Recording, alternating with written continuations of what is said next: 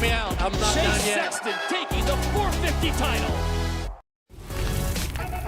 Hello and welcome to round 9 of the RM Fantasy SXperts. I am Chase, joined with Charles. Our man, Charles. Thank you for joining us live today here on this fabulous Wednesday. Hey, before we get the show started, let's just do it right now, dude.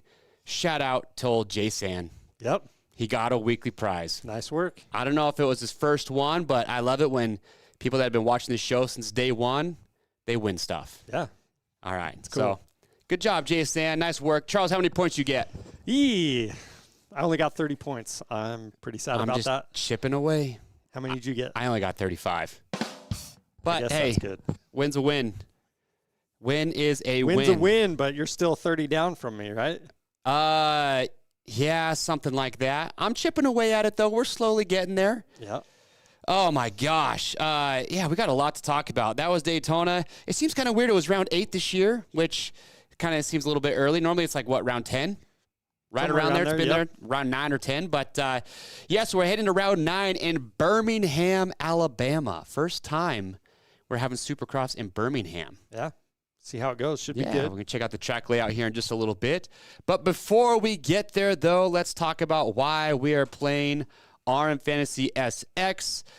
We've got the prizes up for grabs here, and we're going to take a look at the overall leaderboard here in just a moment. But, Nick, can we get the prizes up, please? Here we are, KTM Leaderboards.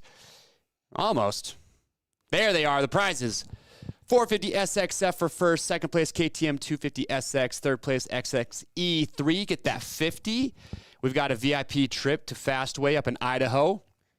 And then training also with Wyatt Lionsmith. Fifth place, you get a year supply of Dunlop MX-34 tires. Stasic 16E drive and accessories. Motion Pro throwing it in for 7th. 8th place, Honda generator and a spending spree. 9th, you get Fly Racing gear, spending spree. And then 10th is Oakley goggles or sunglasses, spending spree. And that's just the grand prizes, Charles. Yep. We also got the weeklies. That's right. Let's see them. What are they? $400 Cherby spending spree for first. Second place, you've got the O'Neill gear set. Third place, front rear tire from Bridgestone. Fourth place, FXR gear set. Fifth, you've got the brake and clutch lever from ASV. Sixth place, Rhino Power package. Seventh place, some stuff from Works Connections, so whole shot device and the hour meter. Eighth place, Fly Casual. Ninth, Troy Lee Casual. 10th place, you've got the Scoche boom bottle. There we Little go. speaker, magnets on it. Kind of cool. I don't know. Jay Sand, if he's in the chat, I want to know which prize Jay Sand won this week. Which of those would you want, Chuck, if you could pick a weekly prize? Oh, man. I would probably go for the Acerbi spending spree. Because I got my vintage dirt bike. Oh, that's week. right. You bought a 98 CR250. A 99. A 99. Might have been a mistake. I know about Why the is frame. that, though? Yeah, like, yeah. what's wrong with the 99? Super rigid. Well, 99 was the best of the bad frames. It was the best of the bad frames? But I just wrote it, and I had to have it. I don't know. I don't know what it was. All right. Interesting. It felt right. It felt right? Yeah. So you're gonna build it up and do a cool build on it? What's your plans with this 99 CR250? I don't know if anybody would respect a build on the 99 CR250, but I'm going to do it for me because I like it. Because you like it? Yeah, I'm going through the motor, through the suspension, make it look good. So you're going to do everything? Mm-hmm. Okay, That's good plan. for you, man. Good for you. Yep. All right, well, also remember, too, we are giving away 20 tickets to Seattle. So the 20 ticket giveaways for Seattle this week. So if you want tickets to Seattle, remember, comment those after this video is done. Not right now live, but comment. And tell us if you can make it to Seattle Supercross, how many tickets you would need, and then we'll go through and pick some lucky winners. But Jay San, you're in the comments. What'd you win, dude? Which prize? I want to know. Did he say? He says he loves it. Of course he loves this game. In case you're not checking the chat, he won foot pegs. Oh, he won. Nice. Well, we gave 2 different ones away. Yeah. Did I we? think it was We gave the some Fastco and we gave the Fastway. Fastco are the ones he won. Fastco. So they had the little dampers in them. Okay. Cool. Nice, Awesome. dude. All right. Well, shout out Jason again. All right. Yeah. So we're doing those ticket giveaways. So make sure to comment that after this video is done. Oh, man. Let's do the KTM leaderboards here. Oh, by the way, we got Heath Harrison, who is calling in here in a little bit. Yep. He is one of the team managers for Phoenix Racing Honda. Yep. Good guy. Also does a little racing himself. So he's race pro. Now he likes to dabble. I think he did Loretta's last year or the year before. He came out and did an NGPC race here in Utah last year, like completely unexpected on a borrowed bike. So we'll ask him all about that. But really cool guy. So we're going to hear from him. But, yeah, let's see the KTM leaderboards. What do we got in here? 422 points. Gosh. What are your total points right now, Charles? 277. I'm getting smoked. I know. Like 240. Oh, man. Literally almost double my points. You know the funny thing about my points? What? I was shuffling things around, and I changed things up right before the race. Even with my old picks, I would have got the same amount of points. Even if you hadn't have changed them, you still would have just got that. It was fate. At one point, I thought I was going to have a pretty good night, and then it just all fell apart for me. I had Tomac to win. You left him there to win, right? Yep. Yeah, it was brutal. We'll talk more about that. But anyway. Yeah, I'm at 247. Nice work. Yeah, but Grazy, D-Ferg. So top 10 right now is separated by less than 20 points. That's really tight. Okay. Looks the SXperts group. Severe Scott, 391. Yeah. Yeah. Chipper MB, 366. All right. Is anybody in the live chat right now that is in this top 10 for the SXperts group? I want to know that. Gosh, dude. Daytona top scores. Did we still not had a perfect score? I don't think we have. No perfect scores yet. No perfect scores. Christian's in the chat. I got to know. This has got to be a record, right? Have we ever gone this long without having a perfect score? I don't think we have. That means it's been a good season. Oh, goodness. Yeah, it is good. It just means it's really tough to pick. But going into that, let's see. Let's do our Bridgestone race recap here before we get Heath Harrison on here in a little bit. Yeah, so we got some injuries to talk about. Wilson, scapula in 3 spots. Yep. Saw that on his tube. Bummer. Big bummer. Justin Hill. Did you see that? That was Did gnarly. You see that crash? I don't know if anybody watching this saw what happened to Justin Hill. We actually have the video. Nick, if you want to roll that, this is part of our recap here. Justin Hill in a battle with Freddie Norn, and he got landed on. Yeah, it looks like he just kind of got stuck for a second right there. Boom. But what a good guy Freddie Norn is, though. Yeah. Comes over, helps him out. Freddie doesn't care about it. This is the main event, too. Freddie doesn't care. Just make sure he's okay. So, yeah, and it's, I mean, not like Freddie knew about it. Or nothing he could have done.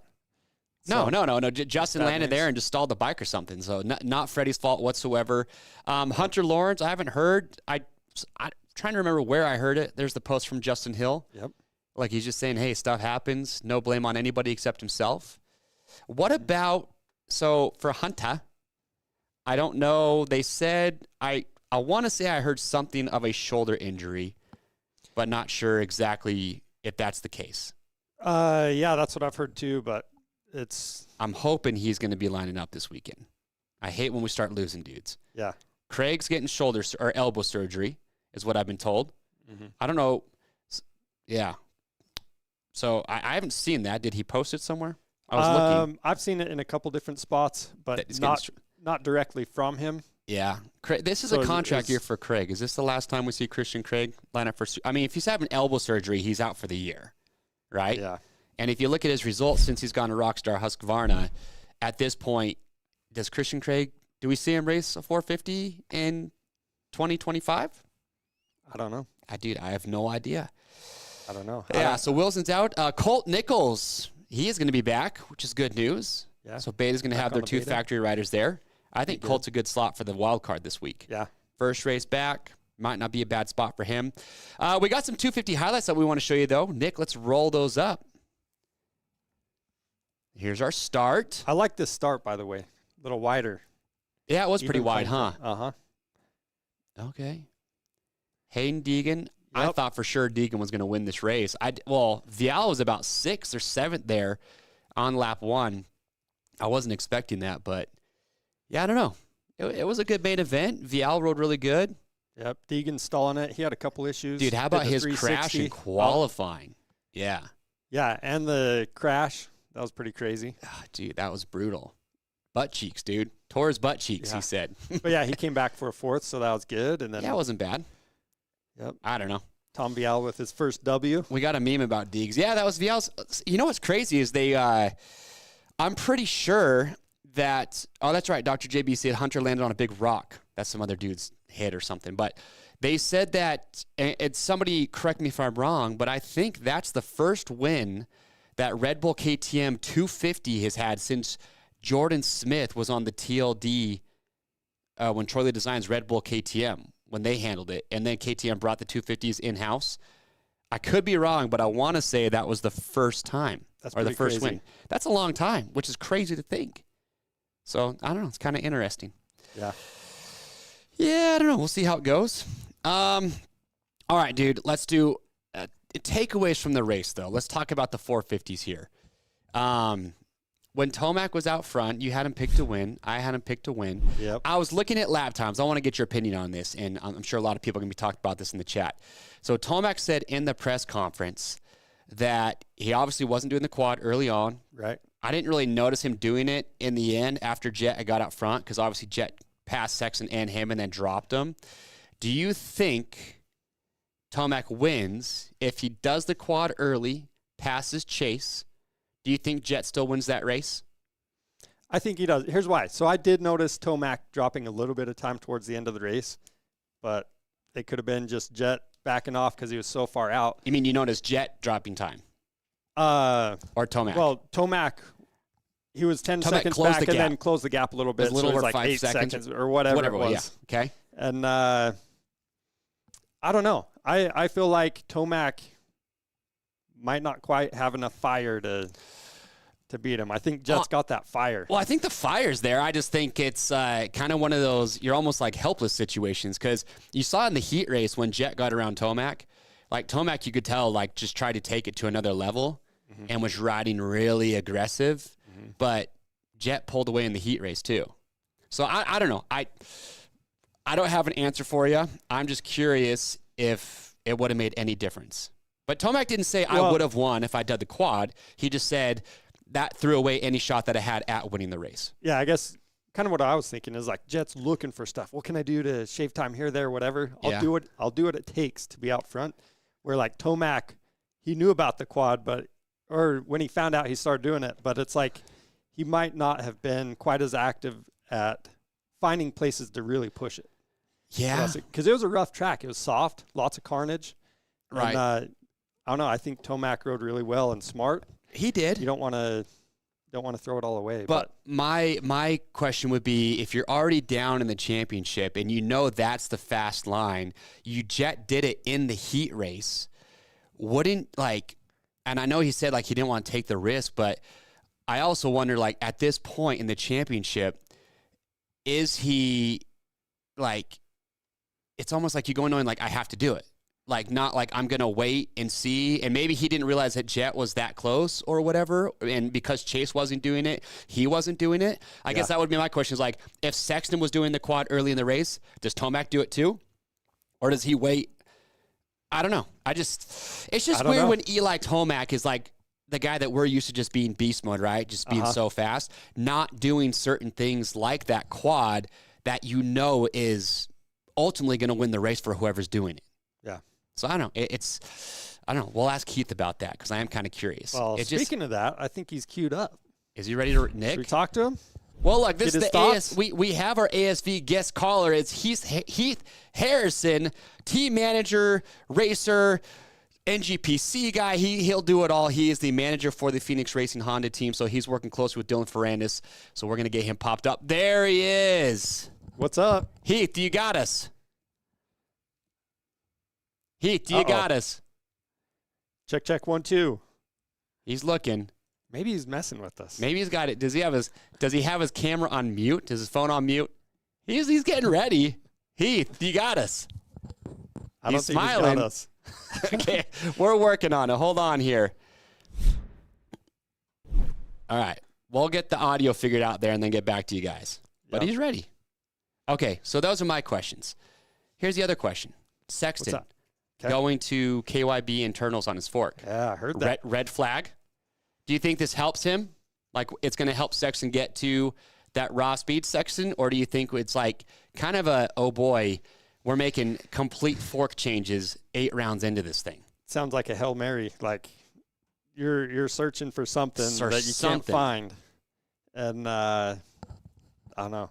Sounds like a lost cause to me. You think so? Uh-huh. I mean, he's still in the championship. How many points down is he? He's not that many back. Yeah, he's not that much down, but I mean, He's 13 points back. I don't know. I'm Clearly, not on the team, but it seems like it would be better to make fine adjustments to what you got instead of scrap it all and throwing new forks on the bike. Uh-huh. Meanwhile, Justin Barsh is over there, like looking at what Red Bull KTM has and wondering how the heck they got that. I don't know. All right, Kinda weird. Nick, my man behind the camera. We still looking for Heath here? We're trying to get it figured out. All right, we'll get it figured out. All right, we're just going to keep rolling, though. All right, well, let's talk about the track that we have coming up this weekend. Like I said, first time going to Birmingham. So let's look here at the track map, if we could, please, Nick. And have we ever done a shout-out for Blake, too, who's also helping behind the camera now? I don't know if we have. Blake replaced Sid when she left. So, yeah, we got Blake here also helping out behind the scenes. Dude. Gnarly dirt bike rider, pit bikes, adventure Hit bikes. biker. All right. All right, well, here's the track map. Look, long start straight. I say this every week. Looks like it's going to race good. I like that you have 2 long rhythm lanes. Uh-huh. I'm a big fan of having long rhythm lanes. I don't like just come into a corner, do a double, triple out, next rhythm lane, blah, blah, blah. So, I don't know. Looks like the lap times might be a little bit longer. Going back and forth across the track a few times. Yeah. You got 3 little straight sections. Yeah, it's kind of interesting. It is interesting. So I don't know if it's my favorite thing, but I guess my question would be, and I should have asked, well, I guess they haven't even seen the track yet, but what's the dirt going to be like in Birmingham? Heath might know. Is it going to be soft and ruddy, or is it going to be drier, hard pack? I could be wrong. Don't they have clay over that way? Well, Let's I don't try know. this again, though. Heath, can you hear us now? Okay, What's there up? we go. Yeah, there we go. There he is. Dude, I did like the best intro you've ever heard, just hyping you up. We go to your camera, and you're just staring into no man's land. Yeah. Dude, I had nothing. I couldn't hear nothing. And then you guys come on. I'm like, okay, this ain't working. But How you doing, man? doing good. How are you guys? Dude, we're just Really sitting good. here bench racing, wondering what it's like to race at this Yeah. level and having some fun talking about it. Yeah, nice. Yeah, it's fun. Yeah, I heard the last little bit there about how I think the track will be in Alabama, and it's with the weather I believe they're getting right now. I think it's gonna be soft and rutted, but Is it an open stadium?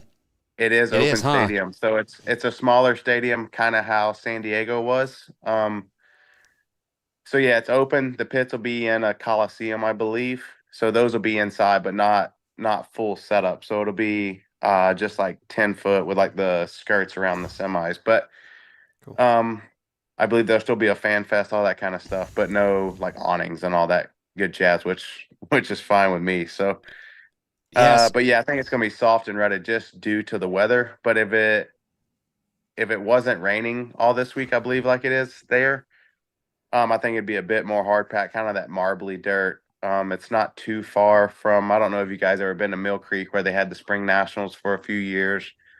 And a couple other dirts, that black like clay that's a bit marbly at times if it's dry.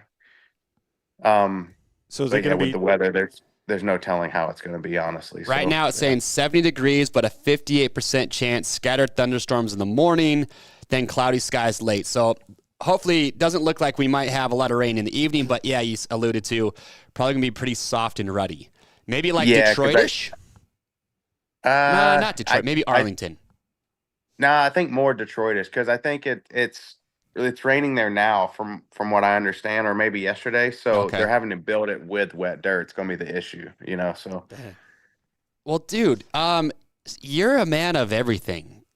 You are still racing a little bit. You went and did Loretta's a couple years ago, just showing all the vet 25ers what's up.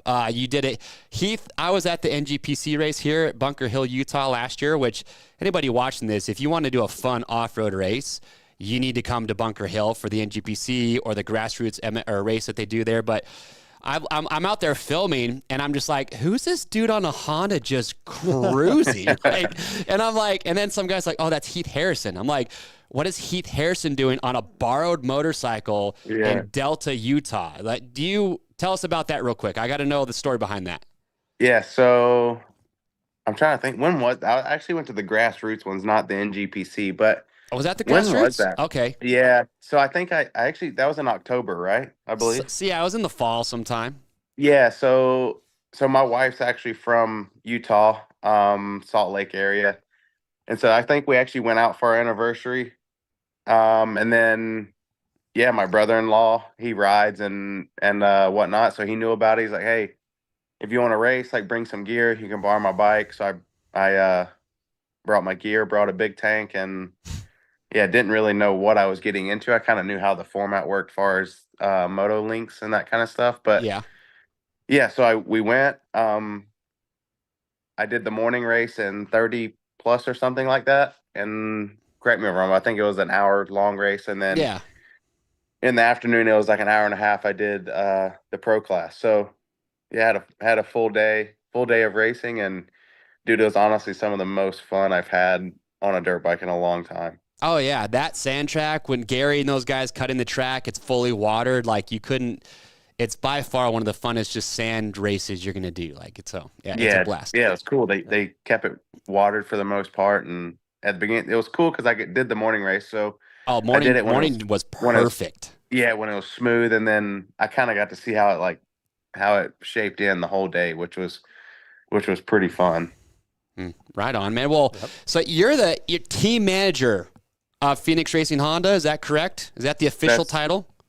I don't know if it's official title, but that's the title for Supercross races. So, yeah, so team manager, and then I still help the guys in the shop with mechanic work or kind of whatever needs to be done, whether it's cleaning semis. I mean, we're small crew, and we do ATV motocross, GNCC, Supercross, and then arena cross, and then this year we'll do all 11 rounds of outdoors, and then the 3 SMX with Dylan and Cullen. So Dude, it's a lot busy. going on, but it's fun. Yeah, but it's fun, and then I still get to ride and stuff. So well, it's wild too that you guys support so many different series too. We don't see that normally from a team. So, are you the one though that's trying to wrangle up sponsors and help with that during the year, or do other people handle that side and you're just helping with the team? Yeah, so myself and David Eller kind of tag team that part together, but we've had such great partners throughout the past since I've been here. I rode for the team in 2018 in arena cross, and then started working more so on the non-riding side starting in 2019. So we've had basically the same partners for the most part from then until now. So there's not much of that's had to go on. So that part's been fairly easy, I guess I could say. All right. That's pretty cool. So Go ahead. Yeah. that's what's crazy is you ride, manager, and you're doing mechanical work. Like, are you going real in depth with that?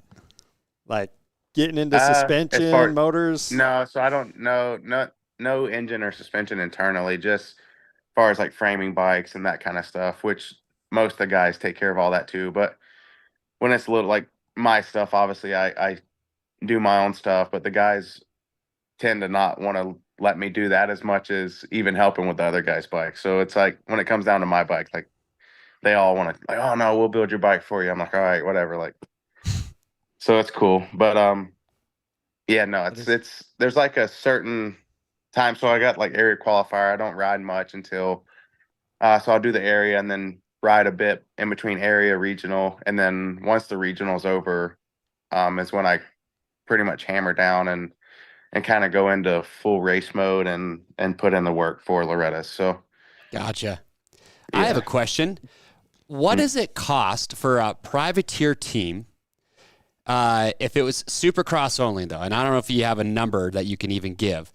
What does it cost to have let's say a team just race Supercross, 2 riders, Dylan Ferrandis, Colin Park, but before you even pay a rider, just to pay your mechanics, parts, rig, driver, everything else, what does it cost just to go racing and just break even? Like, how much money do you have to have? I've heard like 2 million.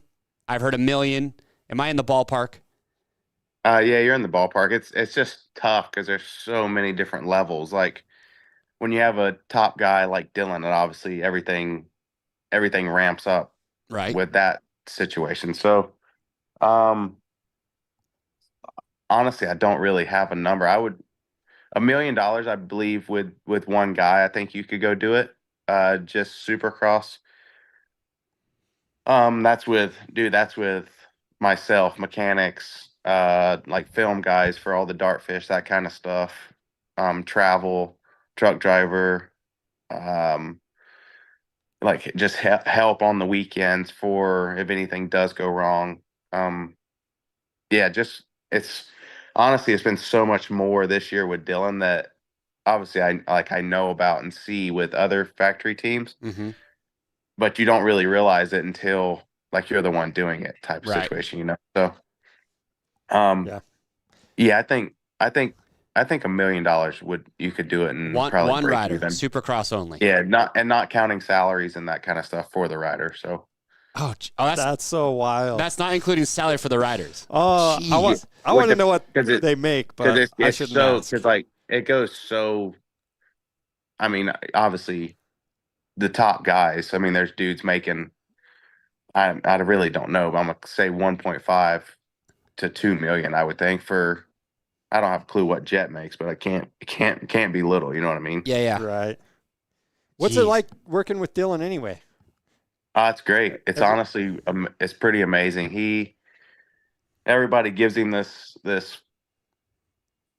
picture in your head of him being picky or complaining a lot or whatever. But I think there's just that European to U.S. kind of language barrier a bit where he's just blunt. Like he just tells you kind of how it is and what he feels and whether it's good, bad, or all the above. You know what I mean? He doesn't mean the bad stuff in a bad way. It's just straightforward and kind of take it with a grain of salt or however you will. But yeah, you get straight to the point, and if you can understand that part of it, then it's easy, I think. But people probably tend to take that of like, oh, he's complaining but it's just my man just gets straight to the point, knows what he wants, and I feel a pretty good job of helping him like the bike and suiting it to him. So no, it's been great. He's fun to work with. Like we text throughout the week. Like it's not I guess business related or whatever you want to call it. Right. I mean, like I was literally just playing around doing starts in the shop parking lot the other day and like in the grass beside it. And I sent him a video today, like just joke around of like, hey, this is how you do it, whatever, and like he eats it up. You know what I mean? So it's pretty fun. Right on. That's awesome. So my question with Dylan, so when he was on Star, yeah, he got a bad rap saying about how all he did was just complain about the bike. But I feel like that was more like when he was riding outdoors. He said that the Yamaha was great or good for Supercross. I don't know. But so looking at his past results, obviously he's had a lot of injuries in the past, so he didn't really finish many seasons in Supercross. But he was always in that like 4th to kind of 6th place range. He got on the Honda. He's been working with Izzy over at you guys are doing Factory Connection, correct? Yep, correct. And so that was the bike that he said that he wanted to ride. So he's still in that kind of range of like the 4th to 6th right now.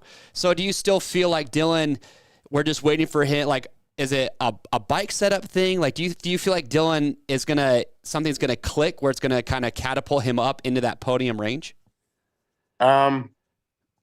It's just hard to say right now because the field's so stacked. I mean, you had like Kenny won by I don't know what 10 seconds in Phoenix or whatever it was. Like crushed the guys, and then the next weekend he's a 6th to 8th place guy, and same with like Coop. And so I think it's honestly hard to tell. I think it's just when all the pieces of the puzzle align for that certain rider on that night. But Daytona was going really well for Dylan until it wasn't. Yep.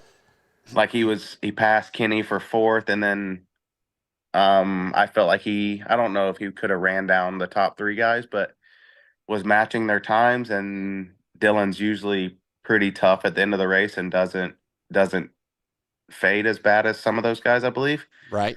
So I think he's got the mental side of that part over some of them at times. Okay.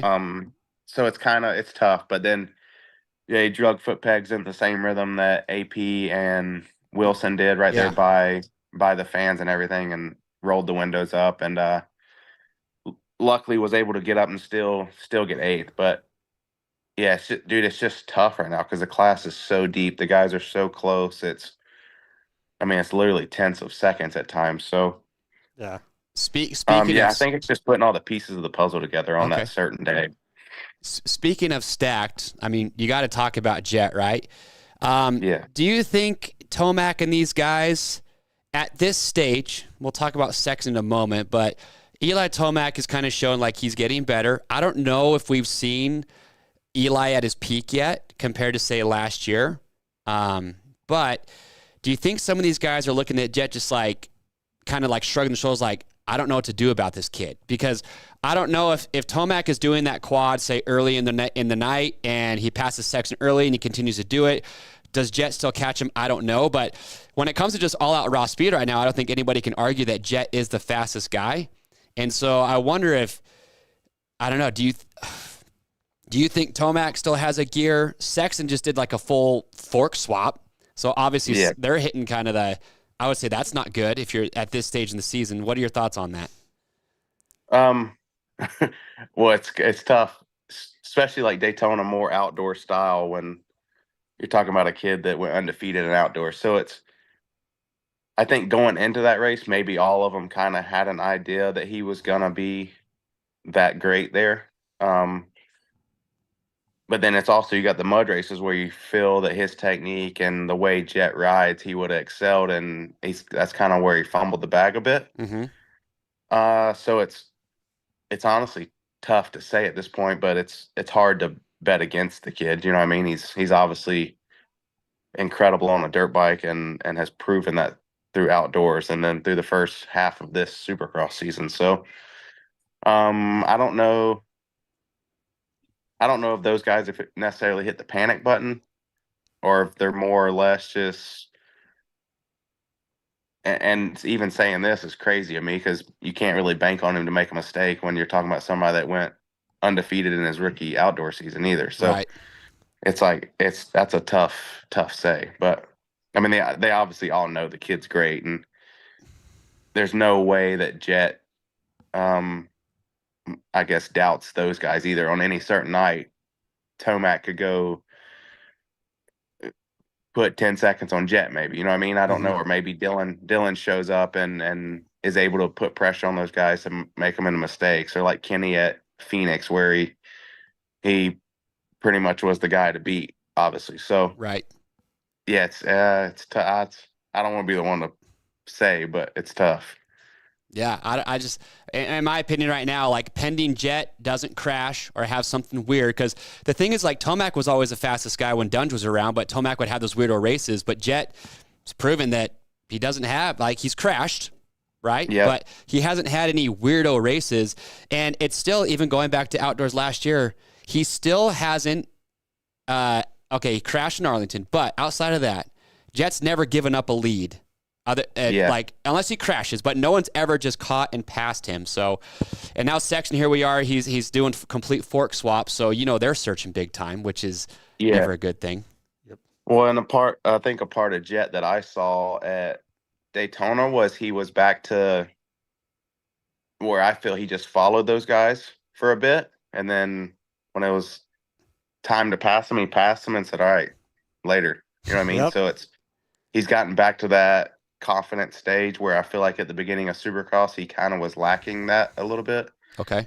And that's where I think it was A2 maybe where he crashed twice or wherever the Triple Crown was. That was A2, yeah. He crashed in the whoop section. Crashed twice, right? Mm-hmm. Yeah. And then one of those So that's where I think he was a bit less confident then, and Daytona I saw the same Jett as outdoors where he could just ride behind the guys, and when it was time to go, it was time to go. Right. Which is a scary thought. On a normal racetrack, do you see anything that Jett does differently than some of these other guys? Because obviously, I mean, I don't know how to explain it, but is he staying lower in rhythm lanes? Because even in Arlington, you could just tell, like, even just in normal rhythm lanes where everybody's doing the same rhythm, Jett just somehow closes up on guys. Is he staying lower over jumps? Do you think he has better corner speed than anybody else? Where do you think he excels the most on just a normal, non-rough Daytona track? I think corner speed. I think his roll speed's a bit better than everybody. I think he stays a gear higher than everybody, which frees the bike up more. Mm-hmm. So I think and it's obviously a little bit of everything, right? But he drives through the rhythms, and then he's that gear higher. So when he goes through the corners, his roll speed's a bit more, which then adds into the next section, whether it's like a big Supercross triple or whatever.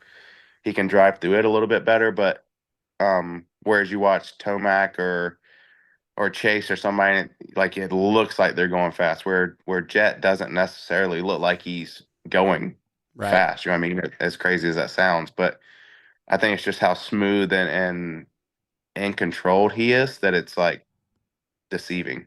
You know what's crazy is speaking of that, like it was before Milestone shut down. I was out there riding one time. We were on a trip, and Ferrandis was out there. This was on 250s, and he came into a corner so I was going on the outside. He came in and hit this rut on the inside, and he hit this turn so fast that when the bike hit the wall of the rut, it made like a loud thud sound, like almost sounded like something broke or crashed, because he hit the corner with so much entrance speed that I was just like I remember riding like, what the hell was that? And I looked over and like Ferrandis is just railing through this corner, because he came in and just like, I don't even know how to describe it, but it was like a thud when he hit the rut, because these guys are going into these corners so fast. Like it's crazy seeing them in person. Their bikes making different sounds, and way different. It's awesome. Yeah. Like Tomac. It is. Go ahead. Yeah, it's wild. It's wild. I was gonna say, like, the first time I went to Florida with Dylan was obviously already there, but when I went down and was with Dylan like the first week or so when he had first joined the team, he was just riding outdoors, and that was the first time I'd been, say, to like a practice. Like, obviously I've seen those guys at races and that kind of stuff, but like at a practice track where it's just him on the track, and how, like you're saying, how much corner speed and how little they are off the throttle. Not necessarily that they're wide open, but it's, my man was barely ever zero throttle. You know what I mean? It's always like a little bit of throttle just everywhere, going into corners, through the corner, and then out. And then obviously there's some situations where they are fully off the throttle, but that was the first time that was like, dude, what am I even doing when I ride? Type situation, you know what I mean? Welcome to my life. Could you imagine those guys if they just showed up at that race that you did at Bunker Hill? Could you imagine just watching those guys just throw down on that track? It would have been so fun. Oh, it would have been amazing. Yeah. It would have been cool. Yeah. That would be. Hey, I got some questions. Just in the chat, some people were talking about different riders, different top 10 riders, and just kind of asking, I guess number one, everybody 5th place and back is kind of out of the championship now, right? 28 points down. Yeah, I mean, you've got a 4-man race right now. Tomac's, I mean, this weekend shook things up a ton, right? Kenny went to like 26 down or something like that. AP's like 28, or I don't know. A lot of guys that were within reach after Daytona dropped back pretty good. Anderson, don't know what's going on with him.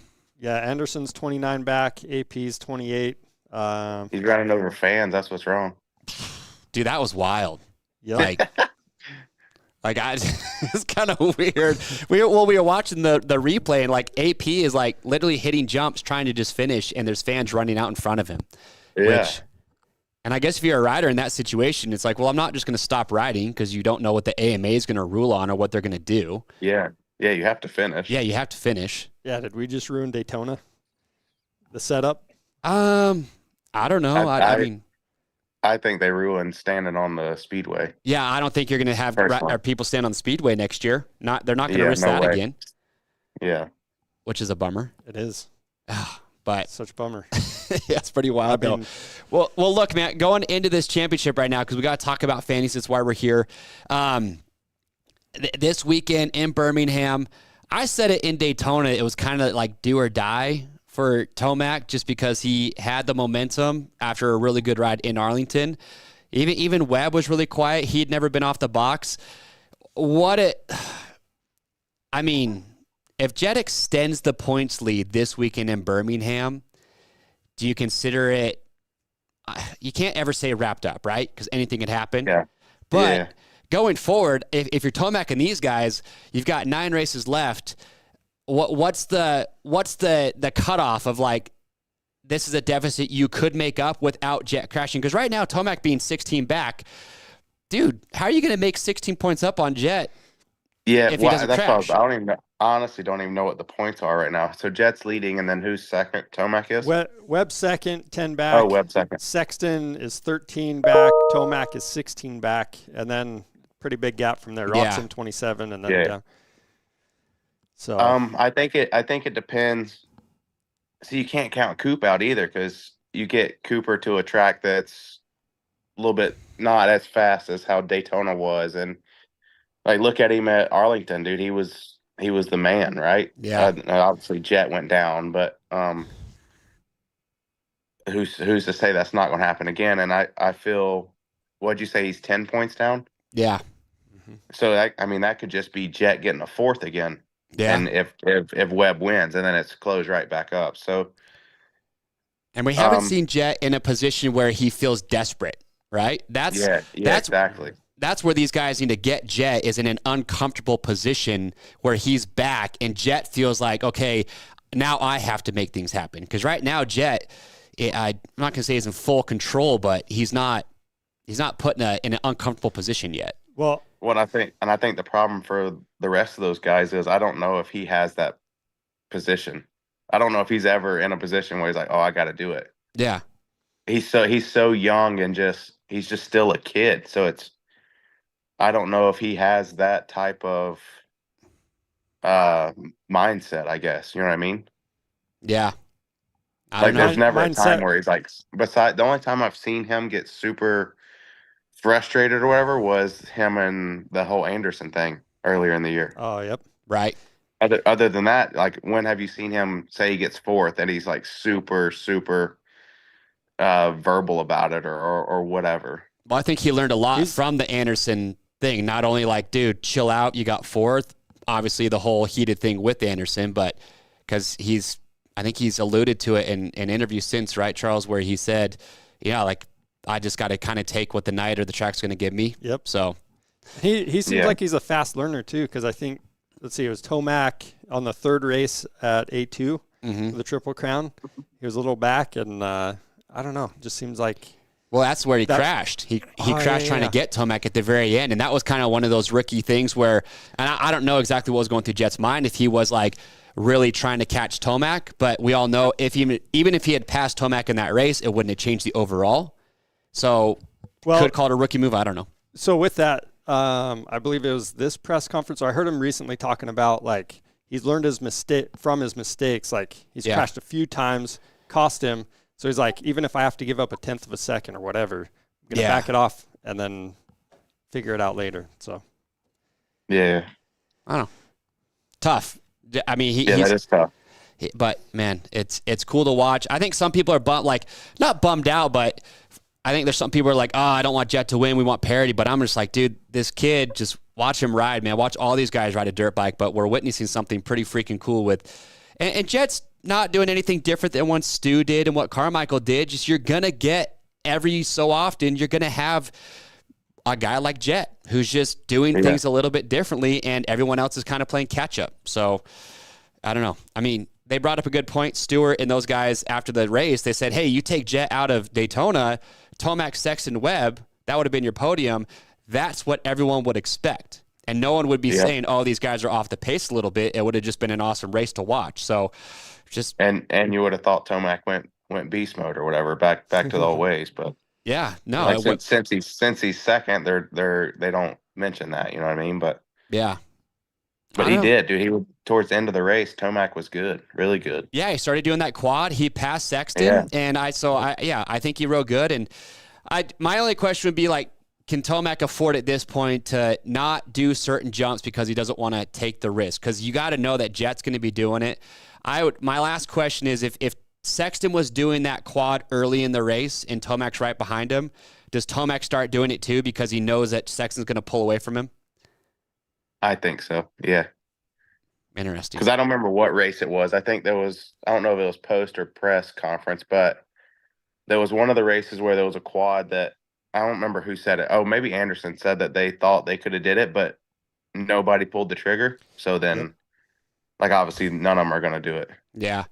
But this But as was soon as one guy does it, it's game on at that point, unless it's like the one at the LA Coliseum that Jett was like 4 or I guess technically 5 and onto that table. dude, that was so gnarly.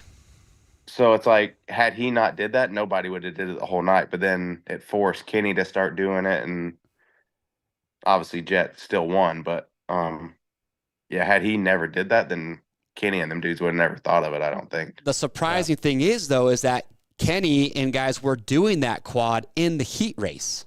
So it's not like nobody had done it yet. It was just Tomac just decided, like, I'm not going to do it. Yeah. Could have cost him the win, right? So I don't know. But pretty wild. It was a great night of racing either way.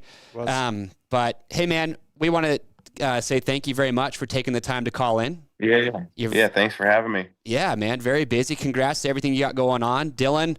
Yeah, thank you. Should have had a 4th. Daytona caught a lot of people off guard, but congrats to you, the whole team. You guys have a lot of success, and I can only say one thing. I hope to see you out here at Bunker Hill this year to do a little desert racing, dude. Yeah, my brother-in-law actually texted me about it like 2 weeks ago, so I think his prep's already started, so that means mine needs to. There you go, dude. All right, brother. Well, hey, man, we appreciate you. Thanks for everything, and good luck everything this weekend in Birmingham. Yeah, cool. Thank you, guys. See you soon. All right, man. Talk see soon. ya. Yeah, later. What a good guy. What a good guy. What Such a good guy. I miss his crazy hair, though. Did you? Colin Park posted something about him, dude. It was somebody else, but it was making fun of Heath, dude. It was like some random guy. It was pretty good. It's awesome. It's pretty good. All right, well, that was our guest caller. That was Heath Harrison from Phoenix Racing Honda. So shout out to him. And again, for ASV sponsoring that segment.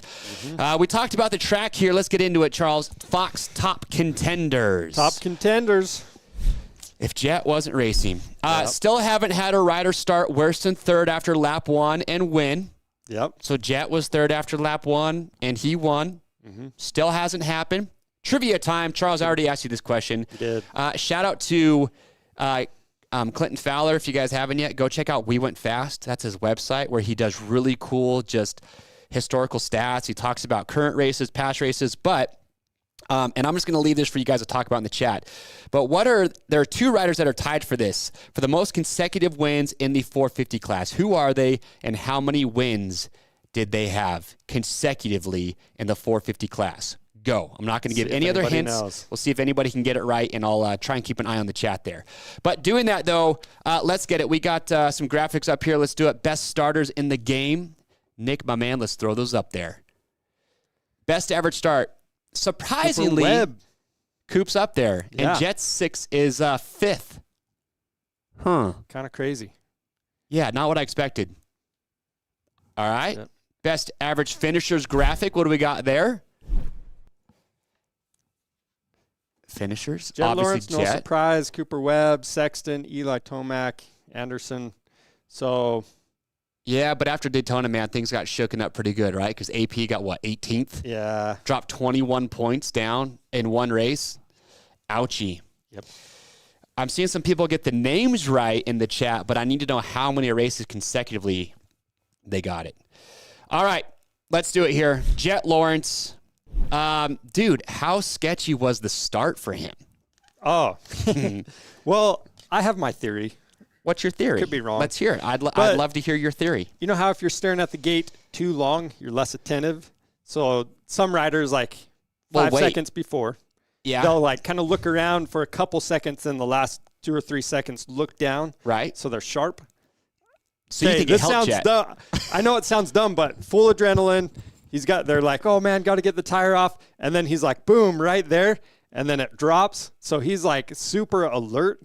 And he got a good start. Well, I counted it. I mean, good for him for keeping his cool. So I counted from as soon as they take the cover off, he looks at the gate, 3 seconds is all he had before the gate dropped. Could you imagine if the 2024 championship was decided on your team deciding to do a tire swap right before the gate drop? Hey, it would have made it interesting, though. Yeah, that would have been real interesting. Okay, but when this was happening, though, be truthful with me. Were you hoping that they didn't get the tire cover off in time No. just to see what would happen if Jett started in the very back of the pack? Listen, I'm a mechanic, so I'm rooting for the mechanic to do good and get him ready. You know what, though? Yeah, anyway, I wanted him to get it off. You want it to be a fair fight. You want to see Tomac versus Jett. Okay, And but here's the that's deal, what we though. got. Who was more distracted, Jett Lawrence or Eli Tomac in that situation? Because That's if you're what I was going to Tomac, say, dude. Tomac was probably like, dude, that's get what out of is my happening. and space. that's AP right there. Yeah, Tomac's sitting there, revs her up, and he's got dudes scrambling behind him Yeah. to rip this tire cover off. So I got to give more props to Tomac for being able to keep your cool, like just not being distracted by that and then almost ripping the whole shot. Yeah, Because that's got to be distracting. it's got to be. Yeah, kind of crazy. And again, I already said it before, but I love the start. Yeah. Just having it be wider and a big old U shape instead of a 90 degree. Look at that. You see Tomac click his bike into gear so long. I don't know, man. If you're Tomac, you're just like, hey, bro, get your ish together. We got a gate drop coming up. So anyway, kind of wild. But all right. There's a planned distraction. Look at this. Jett's East Coast average start is 1.67, and his average finish is 2. Woo. So if you get rid of the West Coast rounds, he is unbeatable on the East Coast right now. And if it weren't for his late race crash in Arlington, he would have won 3 East Coast rounds. Yeah. So, yeah, I don't know. Here's another cool. He's won every heat on the East and has 2 hole shots, 2 out of 3 mains there. Here's another cool little stat, though, if you all want to know. James Stewart versus Jett Lawrence in their teen years. Yep. James had 56 starts and won 46% of those races. No, 146. Oh, sorry, 146. So that's 82%. Yes. And then Jett had 68 starts and won 27. So that's a 48% win percentage. So James Stewart won 82% of his races in the lights class as a teenager. It's insane. That's pretty phenomenal. That's wild. Dominant. What's crazy, though, with Jett, though, if you look at his lap times, he ran a 128 in the main event, which was better than a lot of your some of the factory guys' qualifying times. Yeah. That is crazy. Okay. Yeah. Looking at, okay, he ran Is a that how he had- 128. What's up? Is that how he had the speed to take Tomac and Sexton in like the same? 2-for-1 special. Yeah. I mean, he had a 128 on laps 5 and 6, which is what riders 5 through 10 ran in qualifying. On the That is track when it's Yeah. Soft, rutted. yeah, dude. Ruts were so Just- deep, they're not even ruts. They're crevices. Yeah, he just does things. Look, when guys are getting foot pegs ripped off and they're going OTB, I have a little understanding of why Tomac didn't want to do the quad. Yeah. But then he said he just found that line late in the race, right? Yeah. Yeah, because I think he went further right and was doing it. So, yeah, and that's the thing. If you have the long-term perspective, if you think you're going to crash, you're probably better off not doing it. But, look, Jett's got the whole shot in 2 of the last 4 gate drops. He's only started worse than third one time in the last 4 main event gate drops. He's led 81 laps. He has 61 laps led in 3 East Coast rounds. Sexton has 30 all season, which is second. Webb and Sexton have each had 4 laps on the East. I mean, you have to put Jett in first. You do. Pretty much. I think so. But I'm kind of mad at you because you put your picks in before I did. And then when I went to do my picks, we had like the same top 4. And I can't beat you in points if I don't change my picks. But I'm not going to bully you into changing your picks. So what am I supposed to do? Make picks that Sounds like excuses. Hey, if you can't beat them, join them. It sounds like I'm getting my picks in on Sunday, and then you're not allowed to. And then you have to make your picks after I make mine, and they can't be the exact same. Sound good. All right, Cooper Webb, 10 points back. Yep. Quiet ride in Daytona. I don't know what to do with Coop. So, yeah, he's finished first or second overall in all 3 rounds that he's qualified 8th or worse at. I don't know. What? His East Coast start average is 7. His average finish is 3. His average finish on the West Coast rounds was a little bit worse. It was 5. His average start on the West Coast was better. I don't know. He's just, I mean, he was okay. Arlington he won because Jett went down. No one's going to dispute that. I was expecting a little bit more in Daytona. But he's only 10 back. He's still in this thing. But what's crazy, though, is he hasn't led very many laps. No. Only a couple. That's where I'm just like, okay, he's only led a few laps. Did my voice just crack? He's the stalker. He is. 5 laps to Jett's 81. But here's the thing, though, dude. He's stalking. He's not stalking Ken Roczen. Because you got to remember, all those really close wins that Coop had, those were all over Ken Roczen. He's never done that to Chase Sexton. He hasn't done that to Eli Tomac, and he sure as heck not going to do it to Jett Lawrence. So I understand that Webb's has that reputation for the late race stalker, but it's not the same guys that he's trying to track down. All the guys that are ahead of him right now, or like that beat him at Daytona, all have, I would say, arguably better just all-out raw speed. Yeah. And it's just a one-on-one battle. I don't know. That's kind of how I look at it. But his last 4 stand-around starts, 4.714. Only has 5 laps led. So does a guy that's only led 5 laps, and again, this is going back to Tomac too, does a guy that's only led 5 laps to Jett's 81 even have a shot at winning the title? And again, we're talking Jett doesn't crash. Well, I mean, he's been check it out. He's only finished out of the top 5 in 1 out of the last 6 races. So his strength is consistency. I know, but if you're going to win this thing, you can't just podium to death Jett Lawrence. Well, Jett's going to be on the podium, or he's going to win. I mean, just based on last year, anything could change anytime. I don't want to jinx anything. Okay. Knocking on wood. All right. What about Sexton, though? He's 13 back. Just did a complete fork swap. Red. Okay. Is it red flag? Is the fork swap good or bad for Sexton? Could it be onto something, and this turns the season around? I'm not going to say turn the season around because he's been good, right? I mean, he's been right. He rode good on him. No, yeah, no. So look. Maybe it's good. But here's what I thought was interesting. I was wondering about his hand.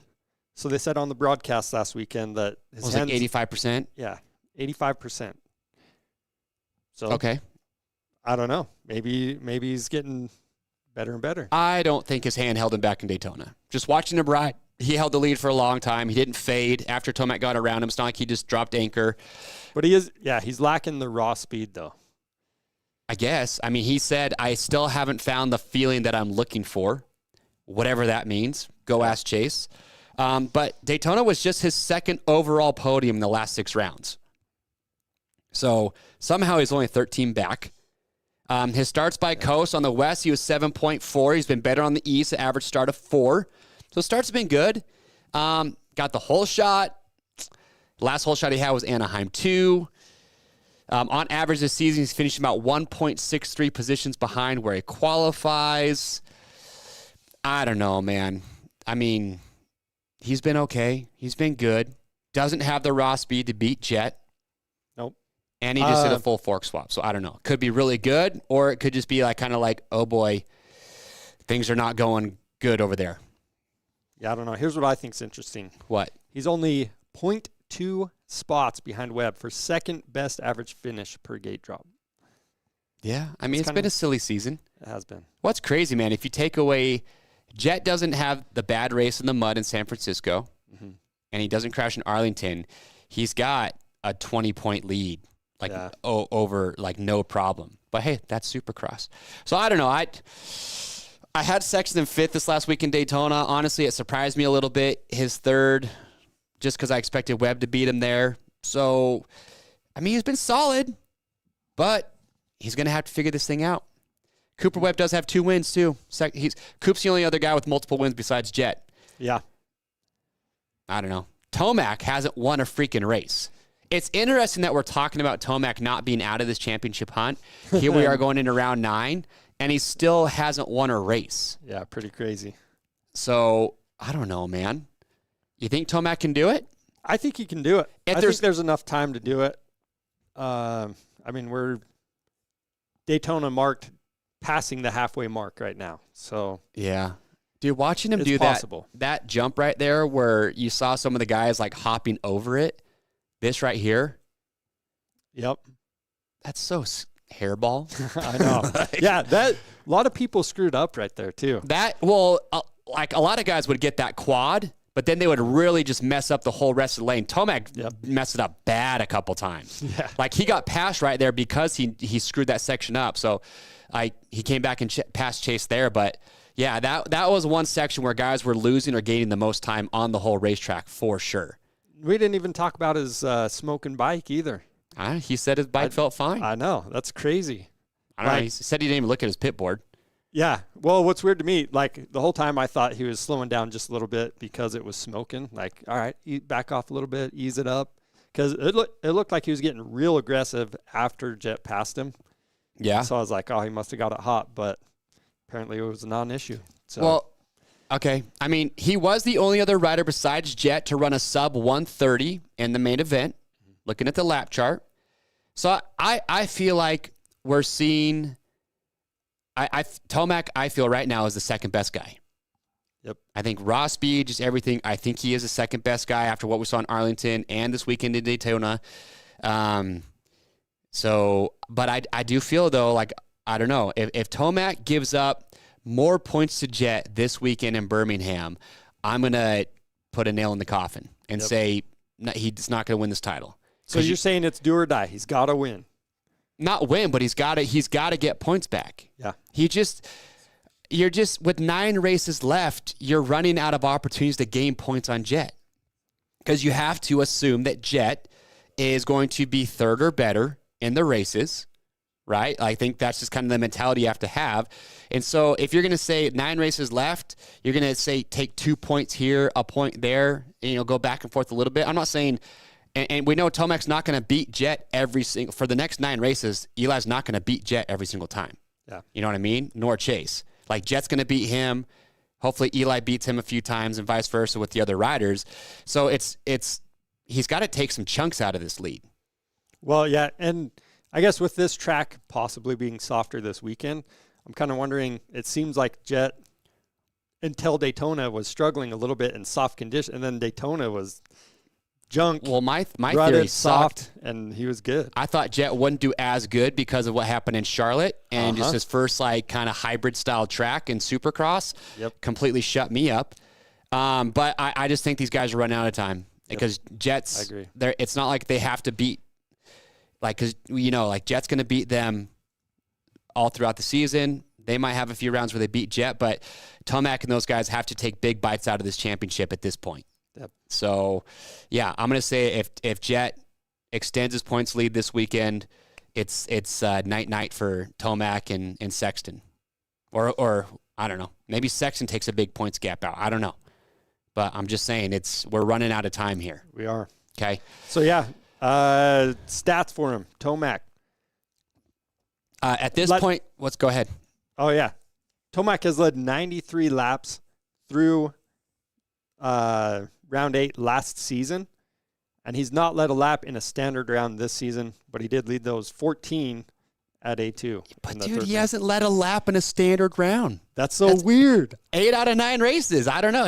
His last 4 starts, starting with Detroit, 3.572. So his starts have been good. He does have the second best average start since Detroit. So yeah, it's just he's going to have to beat Jett just straight up. If he couldn't beat Jett in Daytona, can he beat him anywhere? That's a great question. If it's like your track, and he gave up, and that's the thing, though, is he didn't even have to try and chase down Jett. He got caught and passed. Yeah. I don't know, man. It's not looking good for anybody other than Jett Lawrence, is my opinion right now. And then you go from Tomac, who's 16 back, and then you get Ken Roczen, who's 27 back now. Big gap. Ouchie. Big gap. This is not looking good for Kenny. No? Not even a soundbite? Yeah, a quiet fifth in Daytona. I was pumped. I had him in fourth for Daytona. Yeah. I was like, oh, this is shaping up nice. And then Webb ruined it all. Yeah, but he was right there. But Kenny rode really good in the heat. He went down, but still came back to win it. Yep. Yeah, I thought he did worse in Daytona for whatever reason. Because I guess in the broadcast, they really didn't talk about many people other than your top 3 guys. Did you even know that Ferrandis crashed out of 4th place, like late in the race? Nope. Did you, they showed Hunter. They didn't show Hunter's crash, did they? I don't think they did. Because Hunter was 5th after lap 1, and he didn't even make it to lap 2. Bummer. I don't know. Kenny's finished within 1 spot of where he started in the last 3 rounds. Daytona was just the second time he's finished behind where he started. And his average finish so far compared to last year is actually worse. But he does have 2 more podiums. So I don't know. He's still a solid top 5 guy. Yeah. And then you move on to AP. 28 points down. Yeah, which is even worse And- for him. Holy crap. Yeah, this was just unfortunate because he was in 6th when he crashed. Well, he gave up 20 or 21 points. Yep. Oh, gosh, dude. But here's the thing, though. What happened to AP and Ferrandis could happen to any one of these top dudes in any given race. It could. So, like, I'm not saying that anything could happen, but like, we still have more than half the season to go, so a lot can happen. Maybe I'm getting a little bit overzealous here, saying put a nail in it. But you just never want to bank on Jett having a crash or make bad mistakes to win a championship. That's all I'm saying. Yeah, but what the people need to know, I still feel like AP is a solid top 5 pick. I mean, he's still going to be there. He's great in the soft stuff. So, Yeah, if it is soft and really ruddy.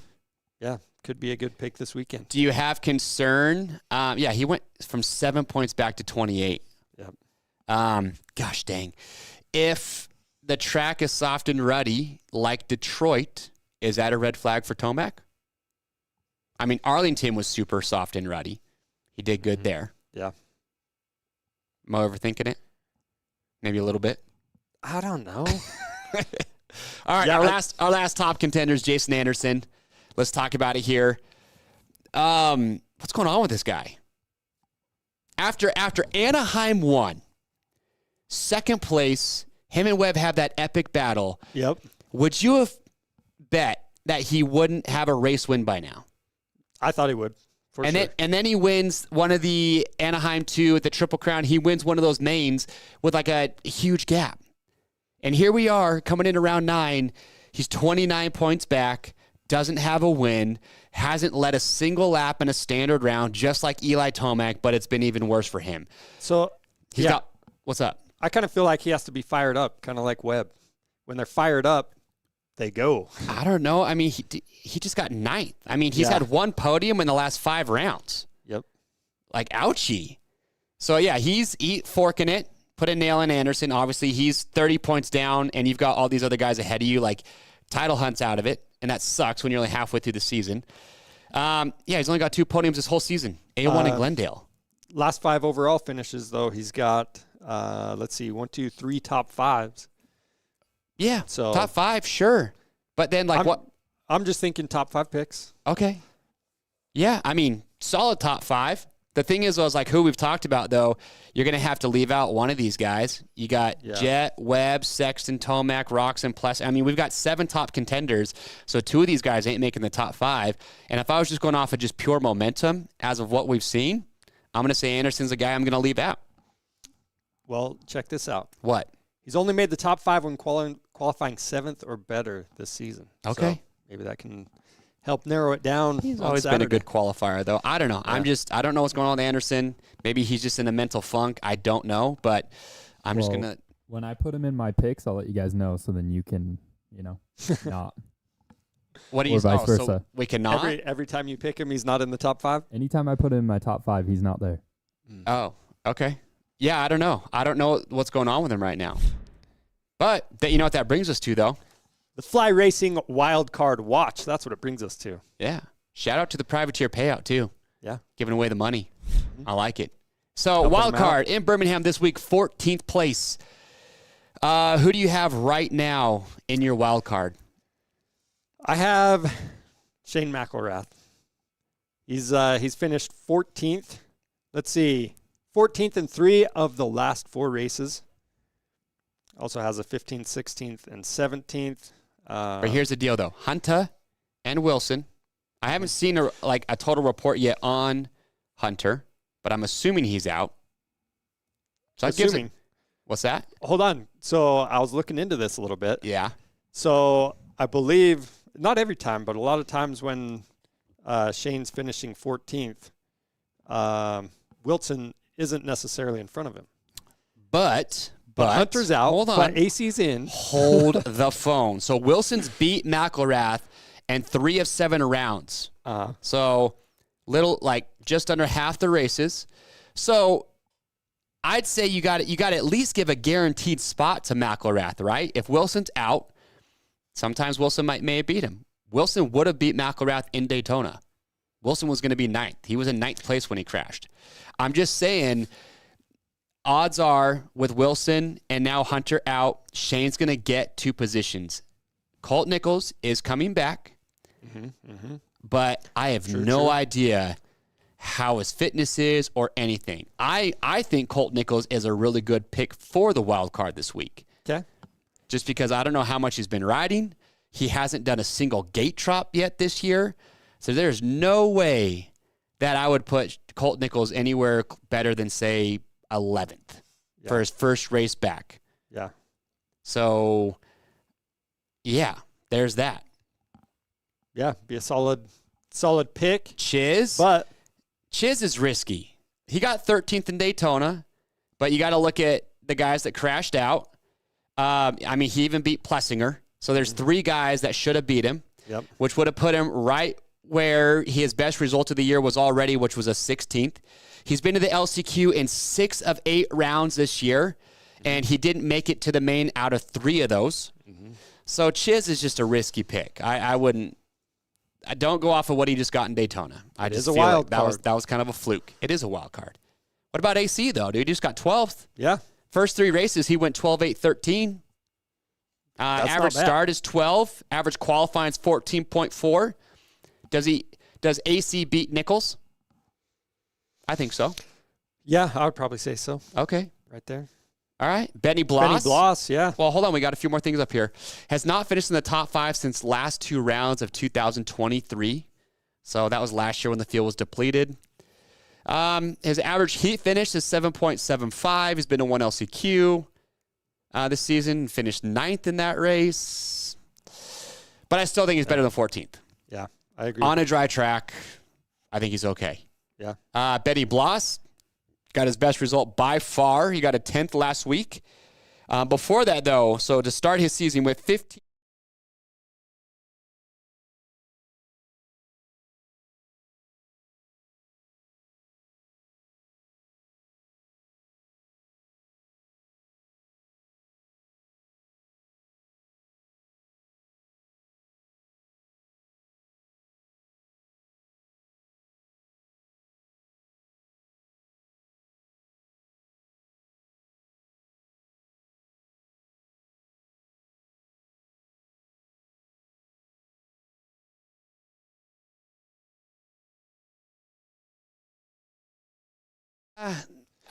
I don't know. Daytona just kind of threw me through I don't know, kind of interesting.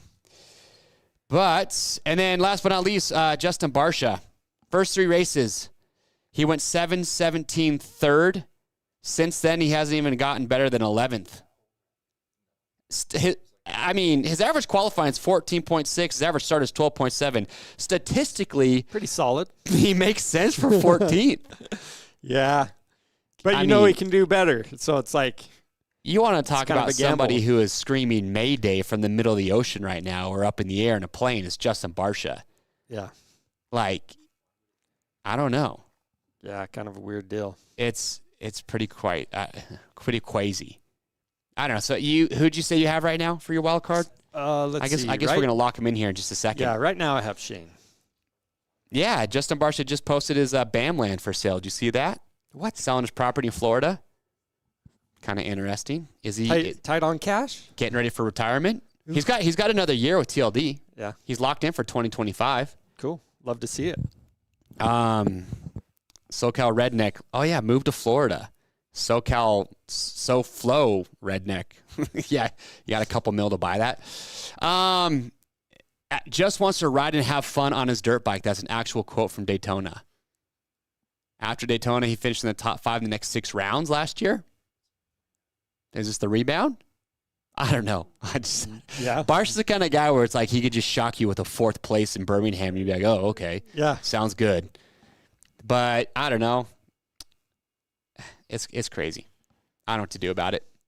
But yeah. Who do you have right now? I don't know. Let's get into let's lock him in. That's a Fly Racing Wildcard Watch. Let's lock him in before we get to the meme event. This is the Acherbys Lock Him In segment. Let's see our picks up there. So we had pretty much identical picks. Yeah. Quick reminder, I'm 30 points ahead of Chase. Yeah, but I've beat you the last 2 races. That's one. That That's is one. true. That's just Chipping a little away. over 1 pick, dude. I'm not stressed about that. I'm not stressed. Last week was my bad week. I got to drop. I think my lowest score has been 10 points, so at least I get to drop that one out of the way. Yep. Okay. That'll be good. All right, lock him in, Chuck. You've got Jett, Tomac, Sexton, Webb, Roxon, which was literally my top 5 before I saw your picks. And I still think they're really good. But I can't beat you in points if I don't, change things up a little bit. You finding them right now? Yep. This is garbage. This is not fair, Charles. Let's see. Or do I switch it up and just do the same picks? You know what I wish? Dude, you can admit I'm right. It's cool. I wish we could see what everyone's picks are. Like, I want to be able to click on your name right before the night show and see what your picks are. But they lock it out. Yeah, they do. I can't see your picks till after, which it keeps it pretty intense because I'm not going to be able to know if you change your picks or not. You doing all right over I'm telling there? you right there. Okay, My well, cord can't reach walk me as through far these. as I can reach here. Why are you Walk covering me up through these- Tomac like that, dog? How's the struggle bus, dude? Walk me through these picks. Just give me a little bit of reason on each one. Jett, Well, I get it. we gave you enough reasons on Jett. Okay. Tomac, I mean, after the last 2 weekends, my fears are gone, and I think he's just going to keep getting stronger, and I do think he's going to get some wins. Mm-hmm. Sexton, the only reason I had him lower before was I was worried about the hand thing, but last week I feel like he proved it was good. I just don't think he quite has the raw speed as these other guys, but he's good and consistent when he's healthy. Okay. Cooper Webb, I mean, he's 1 or 2 overall. He's got 2 overall He's wins. the only other guy with 2 overall wins. He always seems to be up there in the top But he's 5. no only matter what. led 4 laps. Yeah. Weirdo. But it is weird. But, Okay. yeah, he's in the top 5 most of the time. So then I've got Roxon. He obviously has good speed, and he's been in the top 5 a lot as well. And then Shane, average, he's Okay. finishing right around 14th. Who wrote Cut Chase a Deal? Is that you, Blake? Is that Christian? Come on. That sounds like Christian to That- me. I'm not gonna concede anything right now. I'm not quitting. Cut half a chip. Half a chip would still suck. Just putting your finger on the chip and then licking the spices would suck. No, if you're gonna eat the chip, you might as well eat the whole Might as freaking well thing. go in and own it. Looks like JCC got 84 points. Holy crap. Nice work. All right, well, here's my picks. Only because you took mine. Pick who you want. All right, let's hear your picks. Dude, let's hear the I reasoning. have to do something different. Yep. Okay, like- let's see. I have Tomac, Sexton, Lawrence, Webb, Plessinger. Only thing that I might swap out is Jett for Sexton. And then I have Chisholm in the wild card right now, but that's probably going to change. That was kind of like just saw the choices. I was like, maybe I'll put Chisholm there, but I'm not feeling good about it. I think I'm going to probably swap him out for either Colt Nichols, Masterpool. Somebody commented too. Masterpool might be a good pick for the wild card. What are you doing right now? You putting my picks up there? Trying to help you out. Before Nick puts up the old, well, then you better put AP where he belongs, dude. You left AP out of your top 5, dude. I know. You I didn't kind do of feel dirty dumb like right that? now. I feel really dumb. No, it's especially for fine. being Don't soft, feel but- dumb. Your picks are good. I just have to do something kind of crazy. I mean, because look, like I can't put Sexton 3rd because you've got him there. We both have Webb for 4th. So the only thing I can do really to try and switch things up is put Tomac and Sexton in a different spot and kind of see how it plays out. Yeah. But here's the deal, though. I might trade you Roxon. For You know what happens on Plessinger. those long start straights? You know who's been historically really good on those really long ones? I know, Krista. Who's been really good on the long start straights? Tomac. Remember Phoenix last year? Mm-hmm. 2 out of 3 whole shots? Just saying, dude. That Yamaha puts the power down on those starts. It does. And Tomac's got a gnarly motor. Yeah. So Well, look at that. that could do it. So I don't know. Those are my picks. I feel good about it. Kind of. We'll see. I don't know. We'll see how it goes. But yeah, that's Birmingham. Those are your top contenders. That is the Cherubies. Lock them in. And I look like an idiot because I had Chiz in there. I didn't even realize it. But I made those picks pretty early. Yeah. Thank you, Nick. Thank you. But yeah, here it is. Meme event.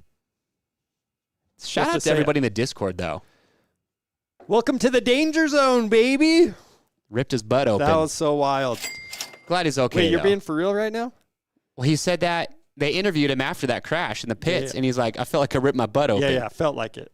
Okay. Could you imagine? I don't want Dean to. Wilson 2.0. I know. All right, so welcome to the Danger Zone. What else we got? KYB. Well, it's funny because after I saw that, I was like, did he tuck the front? But if he does, dude, I don't know. Like, I mean, props to KTM for doing that. You know, WP can't be happy when they're putting KYB internals in your fork. No.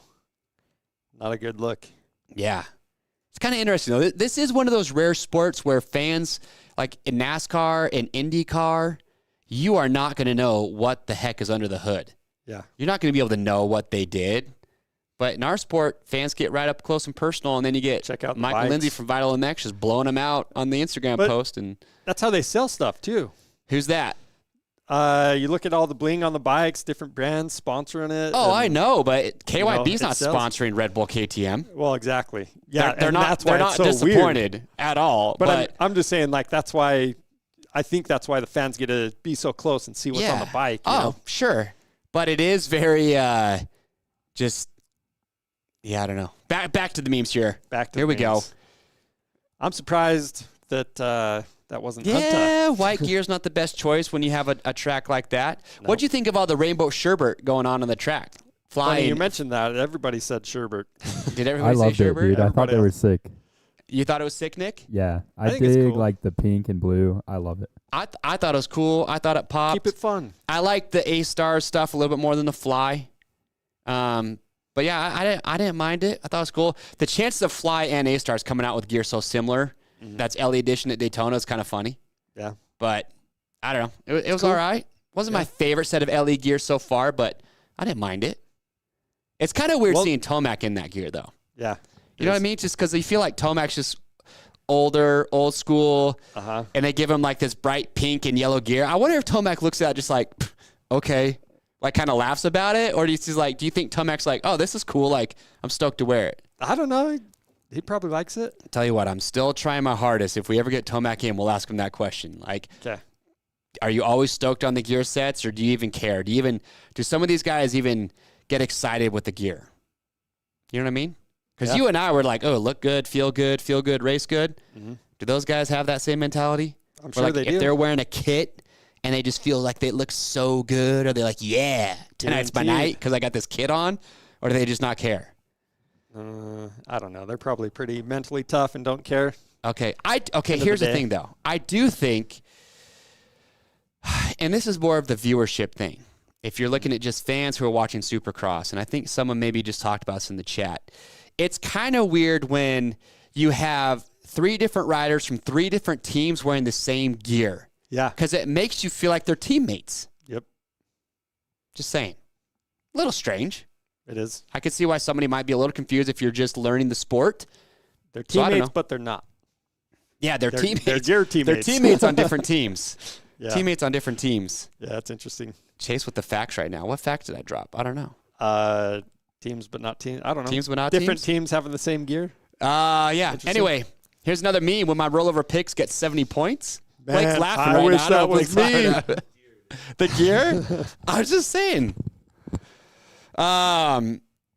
And you got to jump the jumps. You gotta tuck that front end, son. Did James say that in the broadcast? They said a lot. You got to jump the jumps. Gotta jump the jumps. Are they making fun of Phil Nicoletti, dude? Because people always gave Phil crap for that when he wasn't doing all the rhythms. They're like, Phil, you got to jump the jumps, you know? Yeah. So I wonder if you got to jump the jumps. Gotta- Oh, geez, oh. All right. Well, it's funny they're all on board. Yeah. I'm excited for this Ricky Carmichael signature design myself. Just the fans in the maybe just get it maybe across just whenever. avoid it. Like maybe not even worry about the fans rushing and just let them out in sections on the track. Yeah. High fence the whole track They- around the track. You know what I mean? Yep. But how about the freaking dude with his pants down on the fence? Like, what an idiot. I'm sorry, but that just like makes the sport look trashy. It does. Like that's just a bad look. Yep. They're obviously not going to show that on the broadcast, but then you see it, and you're in the fan or the stands. Like you've got kids that are out there. It's just like, come on, dude, have some class. Like, it's stupid. Anyway, Yep. yeah, Florida. The real rival. Yeah, the tire cover. I'm just saying, dude. Could you imagine? I want to know what Tomac's. If I see him in Indy, or not Indy, sorry, I'll be I will be in Indy for Race Day Live. If I see Tomac there, like, I want to ask him, like, was that distracting for you to have Jett's team doing this crazy tire thing right in your peripheral vision as you're getting ready to drop the gate? Because I don't know. Yeah, I don't know. If Jett had thrown his wait, here's a question. I don't know the rule. If Jett had thrown his hand up at that point to say, like, hold on, I'm not ready, do they have to drop the gate? Or once he points, like, what's the rule? I can't remember what it is. Yeah, isn't it when if they're pointing, we'll have to look it up. We'll have to do some fact checking. Because they do the point that's to your say, are you confirmation. ready? And did Jett nod his head at the guy pointing? Like, what if Jett was sitting there, like, doing this while the dude's pointing down the row? Do they have to stop and give the rider more time? Yeah, I think you get like 2 minutes or something. I can't remember exactly, but I believe it's like 2 minutes. So why wouldn't the team just tell Jett, like, hey, dude, tell him you're not ready? Because the dude points down the line and then he does it twice. And obviously there's drama going on, but maybe he thought he could get it done. But what's the point of the guy doing the point and everyone nodding their head if they're going to drop the gate no matter what you say? Exactly. The other thing, yes, when Nick? you see the two guys behind the tire, like the mechanics, then you see, like, 3 seconds before the gate drops, you see an AMA official come and push the mechanics out of the way. Whoa. Did you notice that? Wait, say that one more time. Here, let me pull it up. Pull up the replay. Late show drama here. I want to see this. Yeah, So for the rider's sake, like, is there a rule about where you're, like, how close your mechanic and those guys can be, like, off the start? Because, yeah, the AMA guy is like, oh, dude. Right there, dude. Yeah. So wait a minute. What's the rule? I want to know, because the AMA guys are telling him to get out of there. Was there a rule infraction? Are you not allowed to touch the motorcycle? I wonder if there's a rule Take the win that you're away. not allowed to touch the motorcycle once the gate goes, or the card goes sideways or something. And that's why the officials were there pulling them away. Interesting. Because clearly the officials are trying to get them out of there, saying, like, hey, you can't be here. Yeah, we gotta check into this. I'm gonna search the rules. Obviously we need somebody who's really good. Yeah. Too many words. Too many words. Not enough pictures in the rule book. Oh, you can only have one mechanic at the gate, says Sean65. I don't know if that's true or not. But they've got two guys there working on the bike. Where's the penalty, AMA? I want to know the rules. Dude, he's not Jason Anderson. Can't Come on. penalize a golden boy. Okay. Did I say that? Interesting. Anyway. So Dog Lover said the same thing, that you can only have one mechanic, one person working on the bike. Rules infraction. I wonder if any of the teams protested that.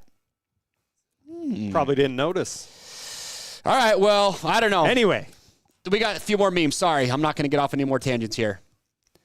Anything about other women? Thinking about Charles, how that clutch is this you held at up. night, Charles? I have to know. A lot of times it is. After we did the T-Dub challenge, that was my night. How did those clutches hold up, dude? I don't know. How does Tomac burn up a 450 clutch in one moto, and we can do 8 hours on 5 miles of hell on T-dubs, and they still go forward? Hey, when your compression ratio is 6-to-1, It just speaks. you don't have to worry about your clutch burning up. It just speaks to the durability of the TW200, dude. You can't break those things. All right, what do we got next? Yeah, getting 25 points. I knew mine sucked after the race. I didn't want to look. I didn't want to look at your points either. I was scared. What else we got? That's my favorite one. Oh, yeah. Dude, brings you right to the races. Well, I announced that local race series, dude, and Uh-huh. every single time you have to, like, yell at parents to get off the track when the 50s are out there. It's like there's track workers all over. We have everybody there ready to pick your kid up when they fall over. Don't come onto the track, but they still do it. They cannot help themselves. Yep. Anyway. All right. Oh, well, dude. Whoa. Outdoor fans showing up with the air horns, man. Those guys were going off. Yeah, it's not. How did they get those things into the stadium? I don't know. Maybe it was all Smuggled packed it down. in? Each friend carried one piece of it, and then they assembled it inside, started honking it, and then he's fueling Charles, the fire with stop the giving booze. these people ideas. You have to You're go giving them through ideas, security to get into the area, and they have metal detectors, and somehow Homeboy brings a foghorn in. Yeah. Aren't they using like drills? They use the drill battery and everything that powers the. They won't even let you in if you don't have a clear backpack on. Somebody at security one needs to be piece at fired. a time. Yeah. Because, dude, here's the thing, though. Could you imagine if that guy was next to you in the stands? How obnoxious that would get? If some dude was blowing an air horn all night long? Yeah. I'm out. Well, even I'm on out. even on the podium, they're having a hard time interviewing anybody because it was just what. It was BYOB, full coolers were going in. Yeah, So those I guys. like It's not Krista's comment in the chat. It's Florida. They probably sold them there. Yeah, it's not even spring break yet, and they're Jeez, going off the rails. Ship horn heard on TV. Yeah, it was pretty bad. I don't know. I just. Man, it is really Anyway, crazy. all right, what do we got next? Hey, by the way, someone brought up a good point, and we're not going to get into this again, but we've seen two mechanics help a rider set their hole shot device all the time. So there's got to be like a past point X, you cannot have two mechanics touching the bike or something. We'll figure it out. Yeah. We'll figure it out. All right, everybody. That being said, that was a good show. I liked it. Yeah. Lot to talk about. Going to be a good weekend. New venue. Yeah. Love it. The track looks cool. Yep. We want to give a big thank you again to our guest caller, the ASV guest caller, Heath Harrison, for calling in. So be shouting those guys out here, looking out for Ferrandis coming up. Thank you, everybody that tuned in live for the show. We had a great time. Remember, we're doing the 20 tickets for Seattle. That's right. So make sure to comment after this video is done. If you can make it, does not include travel. Tell us if you can go, how many tickets you need, and you'll be set and ready to rock and roll. Yeah. That's all I got, dude. Don't forget to follow us on Instagram, on X. Oh, yeah, I forgot about X, the other platforms. Yeah, the Discord, go join it. Yeah, make some memes. Oh, wait, Christian, if you're in the chat, can we talk about the big announcement coming up? Christian, can you hear us? Pause for dramatic effect. Yeah. Dr. Grew, Despicable Me, Christian. We got a big announcement coming up very soon. Stay tuned. Christian said not yet. Stay tuned. We got a cool announcement coming up. But look, everybody, we love you. Thanks for joining us live today. We'll be back next Wednesday talking about Indianapolis. We'll see you then. See ya.